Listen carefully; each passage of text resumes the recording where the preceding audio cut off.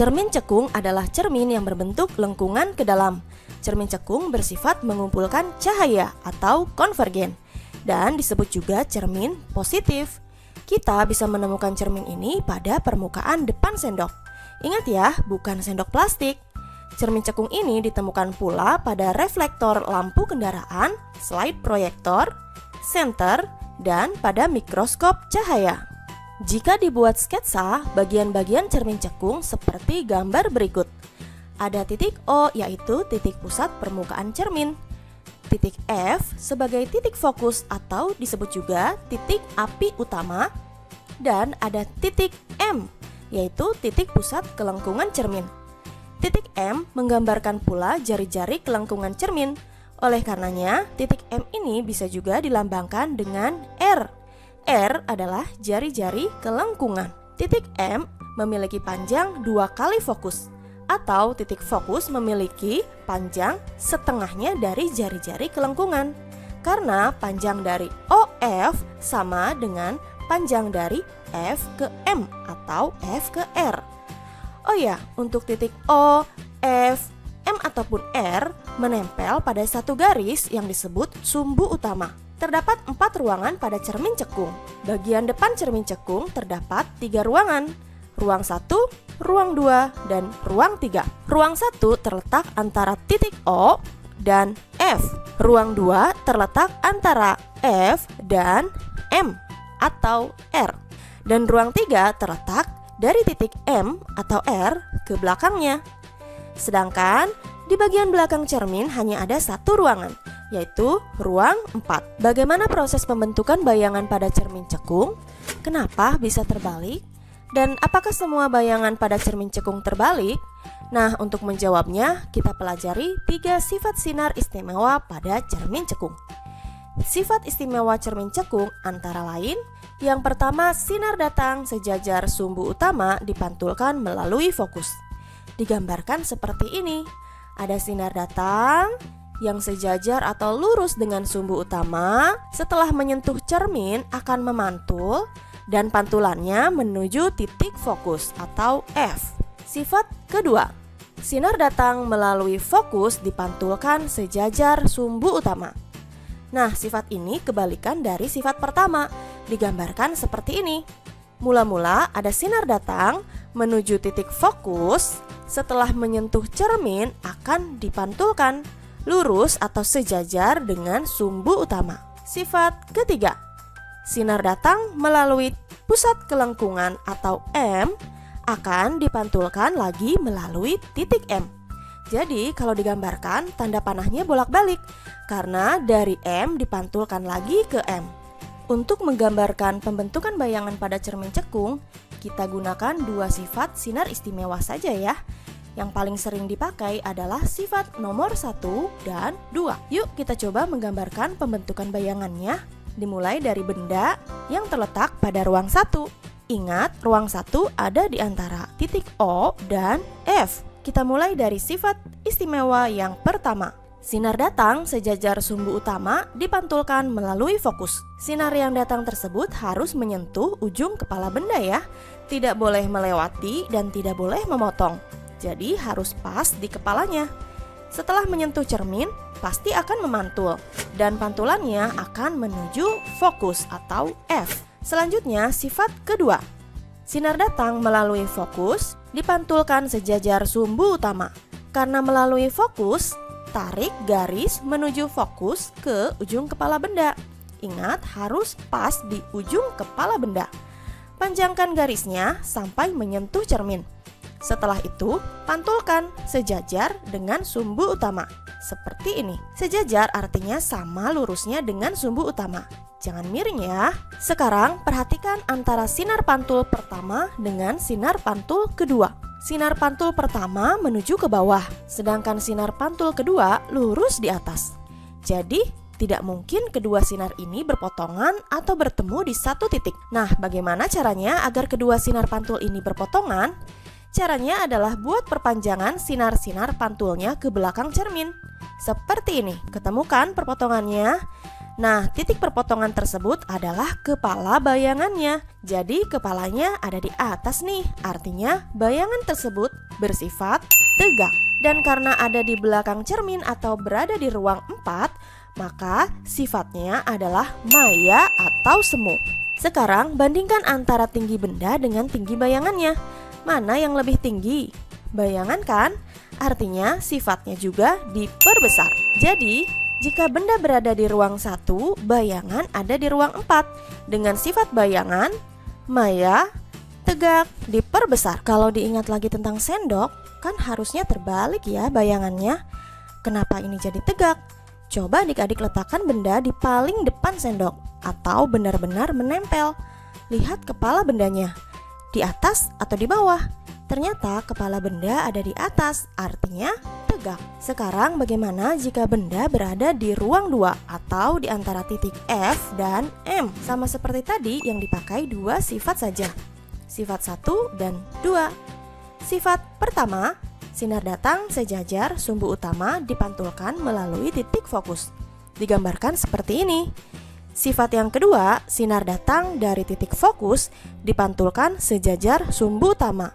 Sambungkan dari kepala ke fokus sampai menyentuh cermin. Lalu pantulkan sejajar atau sama dengan sumbu utama. Nah, kalau yang ini sudah langsung ada titik perpotongannya kan? Artinya disitulah letak kepala bayangannya. Coba lihat, ada di ruang berapa?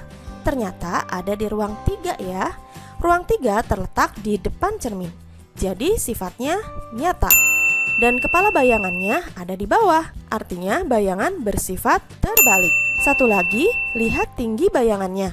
Ternyata lebih tinggi dari bendanya, maka sifatnya juga diperbesar. Jadi, jika benda di ruang 2, bayangan di ruang 3 dengan sifat nyata, terbalik, diperbesar. Selanjutnya, bagaimana jika benda di ruang 3? Yuk kita gambarkan lagi. Sifat pertama, sinar datang sejajar sumbu utama dipantulkan melalui fokus. Sifat kedua, sinar datang melalui fokus dipantulkan sejajar sumbu utama. Nah, lihat perpotongan sinar pantulnya. Ada di ruang 2 ya, kepalanya masih berada di bawah, tapi tinggi bayangannya lebih kecil dari bendanya. Jadi, sifat bayangannya jika benda diletakkan di ruang 3 adalah nyata, terbalik, dan diperkecil. Untuk mempermudah, ada cara cepat menentukan sifat bayangannya tanpa harus digambar. Caranya dengan aturan 5. Maksudnya, nomor ruang benda ditambah nomor ruang bayangan totalnya harus 5. Dan ingat ya, jika bayangan di depan cermin atau berada di ruang 1, 2, atau 3, maka sifat bayangannya nyata. Nyata selalu berpasangan dengan terbalik. Dan jika bayangan berada di belakang cermin atau di ruang 4, maka sifat bayangannya maya. Dan maya selalu berpasangan dengan tegak. Misalnya, jika benda di ruang 1, maka bayangan di ruang berapa? Ingat aturan 5. 1 ditambah berapa supaya totalnya 5? Jawabannya 4 kan? Karena bayangan di ruang 4 jadi sifatnya maya. Maya berpasangan dengan tegak. Ada satu sifat lagi yang belum muncul, yaitu diperbesar atau diperkecil. Cara mudahnya, lihat nomor ruang bayangannya. Jika nomor ruang bayangan lebih besar, maka sifatnya diperbesar. Sebaliknya, jika nomor ruang bayangannya lebih kecil, maka sifatnya diperkecil. Balik lagi ke contoh tadi. Jika benda di ruang 1, maka bayangan di ruang 4. Artinya, nomor ruang bayangannya lebih besar dibandingkan nomor ruang bendanya. Jadi, sifat bayangannya diperbesar. Selain kita mengetahui pembentukan bayangan menggunakan sifat sinar istimewa, adik-adik juga harus mempelajari rumus-rumus yang ada di cermin cekung. Untuk menentukan jarak fokus menggunakan rumus seperti ini. 1/F sama dengan 1/SO ditambah 1/SI. F adalah jarak fokus atau titik api utama. SO adalah jarak objek atau benda. SI adalah jarak bayangan. Fokus pada cermin cekung selalu bernilai positif karena berada di depan cermin. Jika yang dicari jarak benda atau SO, maka rumusnya seperti ini. 1/SO sama dengan 1/F dikurangi 1 per SI. Dan jika yang dicari adalah jarak bayangan atau SI, maka rumusnya seperti ini. 1 per SI sama dengan 1 per F dikurangi 1 per SO. Rumus-rumus tersebut juga bisa digunakan untuk menentukan sifat bayangannya dengan cara lihat dari nilai SI-nya atau jarak bayangan. Jika SI bernilai positif, maka sifat bayangannya nyata terbalik. Dan jika SI bernilai negatif, maka sifat bayangannya maya tegak. Untuk perbesaran bayangan menggunakan rumus seperti ini. M sama dengan SI per SO atau M sama dengan HI per HO. M di sini bukan titik kelengkungan cermin ya, walaupun lambangnya sama. M di sini adalah perbesaran. Ingat rumus SISO atau HIHO. SI per SO atau HI per HO. HI adalah tinggi bayangan dan HO adalah tinggi benda. Ada lambang dua garis tegak seperti ini adalah angka mutlak. Artinya angka berapapun yang terdapat pada SISO maupun HIHO selalu bernilai positif. Tidak boleh negatif ya, wajib positif. Yuk kita coba dengan contoh soalnya agar lebih mudah dipahami. Benda berada pada jarak 30 cm di depan cermin cekung yang memiliki fokus 20 cm. Tentukan A. Jarak bayangan, B. Perbesaran bayangan, dan C. Sifat bayangan. Tuliskan terlebih dahulu yang diketahuinya. Yang pertama, jaraknya 30 cm. Maksudnya di sini adalah jarak benda. Jarak benda dilambangkan SO sama dengan 30 cm. Selanjutnya, fokus 20 cm atau dilambangkan F sama dengan 20 cm. Yang ditanya ada 3. Yang A jarak bayangan atau SI, yang B perbesaran atau M, dan C adalah sifat. Untuk menjawabnya, kita mulai dari bagian A. 1 per SI sama dengan 1 per F dikurangi 1 per SO.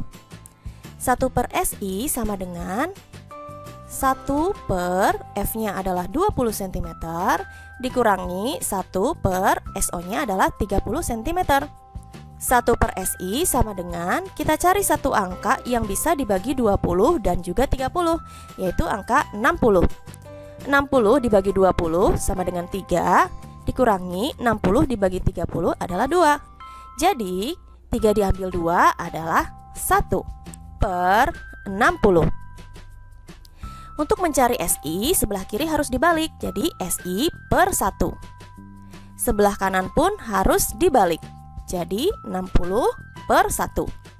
SI dibagi 1 ya tetap SI sama dengan 60 dibagi 1 tetap 60. Jadi jarak bayangannya adalah 60 cm. Kita lanjut ke bagian B. Bagian B yang dicari adalah perbesaran bayangan atau M. Rumusnya M sama dengan SISO atau SI dibagi SO. Dan ingat ada lambang angka mutlak. Nilai SI-nya sesuai dengan yang dicari tadi ya, yaitu 60 cm. SO-nya sesuai dengan yang diketahui 30 cm. Nolnya dicoret dulu dan cm-nya pun dihilangkan. Jadi 6 dibagi 3 adalah 2. Perbesarannya 2 kali lipat. Yang C, sifat bayangan. Lihat dari nilai SI-nya, ternyata SI-nya bernilai positif. Jadi sifatnya adalah nyata. Dan nyata selalu berpasangan dengan terbalik.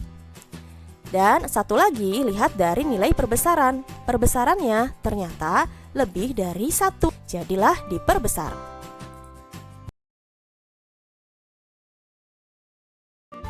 Masih membahas tentang spion kendaraan. Kira-kira menggunakan cermin apa ya? Coba kita analisis satu persatu. Jika menggunakan cermin datar, maka yang akan terjadi seperti ini. Karena salah satu sifat cermin datar adalah tinggi bayangan sama besar dengan bendanya. Jadi, pas lihat di spion, tidak akan terlihat utuh kendaraan yang ada di belakang kita. Artinya, bukan cermin datar ya. Bagaimana dengan cermin cekung? Pasti hasilnya seperti ini. Bayangan bersifat terbalik. Kan aneh. Jadi, jawaban yang tepat adalah cermin cembung. Cermin cembung adalah cermin yang memiliki permukaan melengkung keluar. Cermin ini bersifat menyebarkan sinar atau divergen, dan disebut juga cermin negatif. Kalau diperhatikan, bayangan pada spion bersifat tegak dan diperkecil dari benda aslinya. Tujuannya untuk memperluas jarak pandang agar lebih banyak kendaraan yang terlihat pada spion. Selain pada spion kendaraan, cermin cembung terdapat pula pada cermin bulat besar yang biasa diletakkan di pinggir-pinggir jalan, atau bisa juga terdapat pada bagian belakang sendok. Seperti halnya cermin cekung, pada cermin cembung pun terdapat bagian-bagian cermin yang digambarkan sebagai berikut. Ada 3 titik yang sama maknanya seperti pada cermin cekung. Masih ingat? Titik O adalah pusat permukaan cermin, titik F adalah titik fokus atau titik api utama, dan titik M adalah titik pusat kelengkungan cermin yang juga menggambarkan jari-jari kelengkungan atau bisa juga dilambangkan huruf R. Perbedaannya adalah bagian depan cermin hanya ada satu ruangan saja, yaitu ruang 4. Dan bagian belakang cermin ada 3 ruang, yaitu ruang 1, ruang 2, dan ruang 3. Cermin cembung pun memiliki 3 sifat sinar istimewa, hampir mirip seperti sifat istimewa pada cermin cekung. Tapi tetap ada perbedaannya. Yuk kita bahas. 3 sifat sinar istimewa pada cermin cembung antara lain, yang pertama, sinar datang sejajar sumbu utama dipantulkan seolah-olah dari fokus. Jika digambarkan seperti ini, ada sinar datang yang sejajar atau lurus dengan sumbu utama, setelah menyentuh cermin akan dipantulkan, seolah-olah dari fokus. Kenapa seolah-olah? Karena titik fokus ada di belakang cermin, jadi tidak nyata, makanya ditulis seolah-olah. Sifat kedua, sinar datang seolah-olah menuju titik fokus, dipantulkan sejajar sumbu utama. Sifat yang kedua ini tinggal kebalikan dari sifat pertama, dimulai dari sinar datang seolah-olah menuju titik fokus, saat menyentuh cermin akan dipantulkan sejajar atau lurus dengan sumbu utama. Sifat ketiga, sinar datang seolah-olah menuju pusat kelengkungan cermin atau M akan dipantulkan kembali ke M. Digambarkan seperti ini, sinar datang seolah-olah menuju M akan dipantulkan lagi ke M. Jadi tanda panahnya bolak-balik. Dari 3 sifat sinar istimewa tersebut, untuk menggambarkan pembentukan bayangannya, cukup menggunakan 2 sifat saja. Biasanya yang paling banyak dipakai adalah sifat nomor 1 dan nomor 3. Sekarang, yuk kita menggambar pembentukan bayangannya. Tapi khusus pada cermin cembung, kita hanya bisa menggambar pembentukan bayangan pada ruang 4 saja ya. Ayo kenapa? Betul, karena bagian depan cermin hanya ada ruang 4 saja. Sisanya berada di belakang cermin. Kita mulai yuk. Sifat pertama, sinar datang sejajar sumbu utama dipantulkan seolah-olah dari fokus. Ada sinar yang lurus atau sejajar dengan sumbu utama. Ingat ya, harus pas pada ujung kepala benda. Setelah menyentuh cermin, akan dipantulkan seolah-olah dari fokus. Kemudian sifat ketiga, sinar datang seolah-olah menuju pusat kelengkungan atau M, akan dipantulkan kembali ke M. Nah, gambarnya seperti ini. Satu garis, tapi tanda panahnya bolak-balik. Coba temukan di mana titik perpotongannya. Ya, tepat sekali, ada di ruangan 1 ya. Titik perpotongannya adalah kepala bayangan. Jadi, bayangannya bersifat tegak. Karena bayangannya berada di ruang 1 atau berada di belakang cermin, maka sifat bayangannya adalah maya atau semu. Nah, sekarang bandingkan tinggi bayangan dengan tinggi bendanya. Ternyata bayangan lebih kecil ya. Artinya, bayangan bersifat diperkecil. Nah, karena benda hanya bisa diletakkan di depan, jadi sifat bayangannya hanya maya, tegak, diperkecil, tidak ada yang lain ya. Ingat konsep spion tadi, bayangan yang tampak pasti tegak dan juga diperkecil. Untuk menghitung jarak fokus, jarak benda, jarak bayangan, ataupun perbesaran, masih menggunakan rumus yang sama ya, seperti pada cermin cekung. Hanya saja perlu diingat, fokus dan jarak bayangan pada cermin cembung selalu bernilai negatif karena berada di belakang cermin. Langsung saja yuk kita latihan soalnya. Sebuah benda diletakkan 30 cm di depan cermin cembung. Jika jari-jari kelengkungan 30 cm, tentukan yang A jarak bayangan, B perbesaran bayangan, dan C sifat bayangan.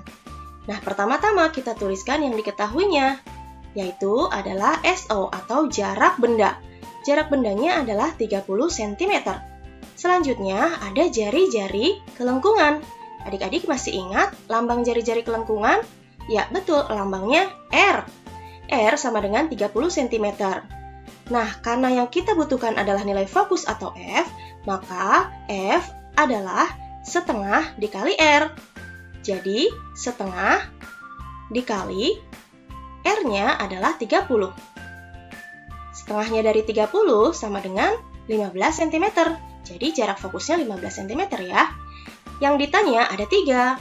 Yang A adalah SI atau jarak bayangan, yang B adalah M atau perbesaran bayangan, yang C yang ditanya adalah sifat bayangannya. Oke, kita mulai menjawab bagian A. Yang dicari adalah SI atau jarak bayangan. Rumusnya sama seperti cermin cekung ya. 1 per SI sama dengan 1 per F diambil 1 per SO. Ingat, fokus pada cermin cembung selalu bernilai negatif. Jadi, kita tambahkan lambang negatif. 1 per SI sama dengan, kita masukkan 1 per, fokusnya adalah 15, tapi jangan lupa ada lambang min 15. Diambil 1 per, SO-nya adalah 30. 1 per SI sama dengan, kita cari angka yang bisa dibagi min 15 dan juga 30, yaitu angka 30. 30 dibagi min 15 adalah min 2. Diambil 30 dibagi 30 sama dengan 1. Jadi, min 2 diambil 1 sama dengan min 3 per 30. Untuk mencari SI, maka sebelah kiri harus dibalik, SI per 1. Sebelah kanan pun harus dibalik, 30 per min 3. Jadi, SI sama dengan 30 dibagi min 3 adalah min 10 cm. Oke, sekarang kita menuju menjawab bagian B, yaitu mencari M atau perbesaran bayangan. Rumusnya yang digunakan, ingat rumus seesaw. SI dibagi SO. Masih sama ya seperti pada cermin cekung. Dan ada lambang angka mutlak. M sama dengan SI-nya yang ini. Tapi ingat ya, karena angka mutlak, jadi negatifnya dihilangkan. Yang ditulis hanya yang positif, jadi 10 cm. Dibagi SO-nya 30 cm. Untuk mempermudah, coret dulu nolnya dan hilangkan sentimeternya. Jadi M-nya adalah 1 per 3. Kalau dibuat desimal, 1 per 3 adalah 0,3. Dan bagian C yang ditanya adalah sifat bayangan. Kita bisa mendapatkan dari nilai SI, ternyata SI-nya negatif. Jadi sifat bayangannya maya. Dan maya selalu berpasangan dengan tegak. Kemudian satu lagi, lihat dari nilai M. Ternyata M-nya kurang dari 1, jadi bayangannya diperkecil. Bagian mata yang ditunjuk nomor 7 berperan untuk apakah A. Memfokuskan bayangan objek, B. Meneruskan cahaya yang masuk menuju retina, C. Sebagai tempat pembentukan bayangan, atau yang D. Mengatur intensitas cahaya. Nah, untuk menjawab soal ini, adik-adik harus mempelajari dulu bagian-bagian mata beserta fungsinya. Yuk, kita pelajari satu persatu. Bagian-bagian mata, kita mulai dari nomor 1. Nomor 1 adalah bagian saraf mata. Nomor 2 adalah bagian retina. Nomor 3 adalah koroid. Nomor 4 kornea. Nomor 5 pupil. Nomor 6 lensa mata. Dan yang terakhir nomor 7 iris. Nah, sekarang fungsi-fungsinya ya. Untuk saraf mata berfungsi untuk meneruskan cahaya ke otak. Nah, ini sangat penting ya karena berkaitan dengan otak kita. Yang kedua, retina. Retina juga bagian mata yang sangat penting karena bagian retina ini sebagai tempat pembentukan bayangan. Bayangan objek harus tepat di retina mata. Tidak boleh di depan maupun tidak boleh di belakang retina. Yang ketiga adalah koroid. Koroid berperan untuk memberi nutrisi pada mata. Nah, nutrisinya berasal dari makanan yang kita makan ya, misalnya vitamin A, Nah, vitamin itu akan masuk ke mata bagian koroid. Selanjutnya, kornea. Perhatikan baik-baik, kornea mata kita terletak di bagian paling depan. Bentuknya berupa selaput tipis yang sangat transparan. Nah, kornea mata ini berfungsi meneruskan cahaya sampai ke retina, dan pertama kali cahaya masuk melalui kornea mata. Yang kelima, pupil. Pupil berperan untuk mengatur intensitas cahaya atau mengatur banyak sedikitnya cahaya yang masuk ke mata. Yang keenam, lensa mata. Lensa mata berfungsi untuk memfokuskan bayangan. Nah, kalau dilihat dari bentuknya, lensa mata kita berbentuk lensa cembung. Yang ketujuh adalah iris. Iris berfungsi mengatur intensitas cahaya dan memberi warna pada mata. Nah, iris dan pupil saling bekerja sama untuk mengatur intensitas cahaya. Selain itu, iris memiliki fungsi sendiri yaitu memberi warna pada mata. Warna mata kita tergantung dari genetis ya, atau keturunan. Nah, sekarang kita jawab yuk soal nomor 1 ini. Bagian mata yang ditunjuk nomor 7. Nah, nomor 7-nya adalah iris. Jadi, jawabannya D, mengatur intensitas cahaya atau mengatur banyak sedikitnya cahaya yang masuk. Yuk kita lanjut soal berikutnya. Soal nomor 2, perhatikan data-data berikut. Bagian bening yang transparan terletak di lapisan terluar mata, berfungsi untuk masuknya cahaya pertama kali ke mata. Berdasarkan data tersebut merupakan ciri-ciri dari apakah A. iris, B. kornea, C. retina, atau D. lensa. Adik-adik masih ingat dengan materi yang tadi? Nah, di sini kata kuncinya adalah bagian matanya bening atau transparan. Kemudian ada di lapisan terluar mata. Dan satu lagi, pertama kali ke mata. Jadi, bagian yang paling tepat untuk menjawab soal ini adalah bagian B atau kornea. Kornea terletak di bagian paling depan mata. Soal nomor 3. Nama gangguan atau kelainan pada mata berikut dan lensa kacamata yang digunakan untuk membantu penglihatannya berturut-turut adalah apakah A. miopi lensa cembung, B. hipermetropi lensa cekung, C. miopi lensa cekung, atau D. hipermetropi lensa cembung. Nah, untuk menjawab soal nomor 3 ini, kita pelajari dulu ya gangguan atau kelainan pada mata. Ada rabun jauh, miopi, dan rabun dekat, hipermetropi. Untuk rabun jauh digambarkan seperti ini. Titik jatuhnya bayangan bukan di retina, tetapi berada di depan retina. Seharusnya kan pas di retina ya. Sedangkan rabun dekat atau hipermetropi kalau digambarkan seperti ini. Titik jatuhnya bayangan berada di paling belakang retina. Nah, untuk membantu orang-orang yang mengalami rabun, baik rabun jauh maupun rabun dekat, harus dibantu dengan lensa dari kacamata. Nah, untuk penyakit rabun jauh atau miopi ditolong dengan lensa cekung. Lensa cekung biasanya disebut juga dengan lensa negatif. Tujuan pemberian lensa negatif ini agar bayangan jatuh tepat di retina, bukan lagi di depan retina. Selanjutnya, untuk rabun dekat ditolong dengan kacamata lensa cembung, atau bisa juga disebut lensa positif. Tujuan pemberian lensa positif agar bayangan jatuh pas di titik retina, bukan lagi di belakang retina ya.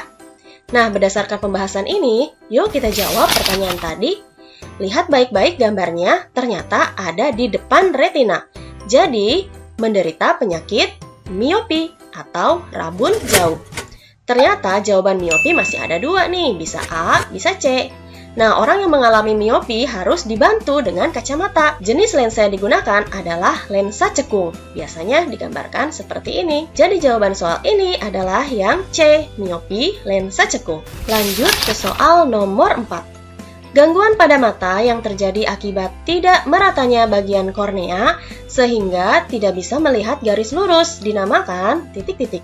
Apakah A. hemeralopi, B. hipermetropi, C. astigmatisme, atau D. presbiopi? Yuk kita bahas satu persatu nama kelainan mata berikut. Untuk hemeralopi disebut juga rabun senja. Kenapa disebut rabun senja? Karena pada saat senja atau malam hari, orang yang menderita hemeralopi tidak jelas melihat objek. Hanya pada saat terang atau siang hari saja yang masih terlihat jelas. Nah, biasanya orang yang menderita hemeralopi terjadi karena kekurangan vitamin A. Selanjutnya yang D, hipermetropi. Seperti pembahasan sebelumnya, hipermetropi adalah rabun dekat. Hipermetropi terjadi karena lensa mata terlalu pipih, sehingga bayangan objek tidak berada tepat di retina, melainkan berada di belakang retina. Seperti pembahasan sebelumnya ya. Selanjutnya yang C, astigmatisme. Nah, penyakit astigmatisme ini terjadi karena kecembungan kornea tidak merata, sehingga orang tersebut tidak akan bisa melihat garis yang lurus. Biasanya ditolong dengan kacamata silinder nih. Dan yang D, presbiopi. Presbiopi disebut juga mata tua. Orang yang menderita presbiopi biasanya orang-orang yang sudah lanjut usia. Mereka sudah mengalami dua jenis rabun sekaligus, yaitu rabun jauh dan juga rabun dekat. Karena mengalami dua jenis rabun sekaligus, maka harus ditolong dengan kacamata yang rangkap atau lensanya ganda. Ada lensa positifnya dan juga ada lensa negatifnya. Nah, berdasarkan pembahasan ini, adik-adik sudah bisa jawab kan? Gangguan pada mata yang terjadi akibat tidak meratanya bagian kornea disebut dengan penyakit astigmatisme. Berikutnya, soal nomor 5. Seseorang yang menderita miopi hanya bisa melihat pada titik terjauh 50 cm. Kekuatan lensa dan jenis kacamata yang digunakannya adalah apakah A 2 dioptri lensa cembung, B min 2 dioptri lensa cekung, C 0,5 dioptri lensa cekung, atau D min 0,5 dioptri lensa cembung. Untuk menjawab soal ini, terlebih dahulu harus mempelajari materinya berkaitan dengan kekuatan lensa cekung dan juga cembung. Untuk lensa cekung, kita gunakan rumus P sama dengan min 100 per PR. Sedangkan lensa cembung, P sama dengan 100 per SN dikurangi 100 per PP. P adalah kekuatan lensa dengan satuan dioptri atau D besar. PR punctum remotum adalah jarak terjauh dengan satuan cm. PP punctum proximum adalah jarak terdekat dengan satuan cm. Dan SN adalah jarak normal dengan satuan cm juga. Jika di soal tidak diketahui, maka jarak normalnya dianggap 25 cm saja ya. Tapi jika di soal diketahui dan nilainya berbeda dari 25, maka kita ikuti sesuai dengan yang ada di soal. Yuk, kita bahas soal nomor 5 ini. Yang diketahui dari soal nomor 5 ini adalah orang tersebut menderita miopi, kemudian titik terjauhnya 50 cm. Artinya, kita menggunakan rumus P sama dengan min 100 dibagi PR sama dengan min 100 dibagi PR-nya atau titik terjauhnya adalah 50. Coret nolnya, jadi jawabannya min 2 dioptri. Nah, karena orang yang menderita miopi harus ditolong dengan kacamata lensa cekung. Jadi jawabannya sudah pasti B ya, min 2 dioptri lensa cekung. Mudah kan? Selanjutnya nomor 6, seorang kakek hanya bisa membaca dengan jarak terdekat 40 cm. Jika jarak baca normal 25 cm, kekuatan lensa kacamata yang digunakannya sebesar titik-titik dengan jenis lensa titik-titik.